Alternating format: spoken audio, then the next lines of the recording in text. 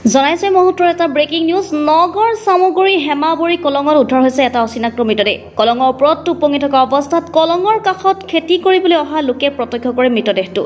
স্থানীয় লোকে মৃতদেহটো প্ৰত্যক্ষ কৰি আৰক্ষীক খবৰ দিয়াত নগৰ সামগ্ৰী আৰক্ষী উপস্থিত হৈ মৃতদেহটো উদ্ধাৰ কৰি মন্ত্ৰৰ পৰীক্ষাৰ বাবে প্ৰেৰণ কৰে NMCHলৈ আৰু বৰ্তমানে উদ্ধাৰ হোৱা নাই মৃতদেহটোৰ পৰিচয় ভিডিঅ' জাৰ্নেলিষ্ট মৃণালৰ সহযোগত নগাঁৱৰ পৰা বিভূতি বৰা ৰিপৰ্ট কোনোটো গম নাপায় ইয়াতে খেতি পথাৰ কৰি থকা মানুহ আছে তেওঁলোকে দেখি পেলাই খবৰ দিলে মৃতদেহটো হয়তো কেতিয়াবা পৰি আছে কি কথা আমি গম নাপাওঁ আমি স্থানীয় ৰাইজ গম পোৱাৰ লগে লগে সকলো ওলাই আহিছে আৰু আমি প্ৰশাসনক আমি ইতিমধ্যে অৱগত কৰিছোঁ প্ৰশাসনৰ বিষয়া মানুহসকল আহি আছে তেখেতসকল আহি পোৱাৰ পিছতহে তেখেতক উঠোৱাৰ পিছতহে চিনাক্ত কৰা হ'ব কোন ঠাইত পাইছে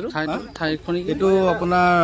সামগ্ৰী হেমাবৰী শ্মশানৰ সমীপত কলঙত আপোনাৰ ইতিমধ্যে দেখা পাইছে কলঙতো উদ্ধাৰ হৈছে কোনে দেখিছিল প্ৰথম ইয়াতে খেতি কৰা মানুহ তেনেকৈ ইয়াত বিভিন্ন চাৰিওফালে খেতি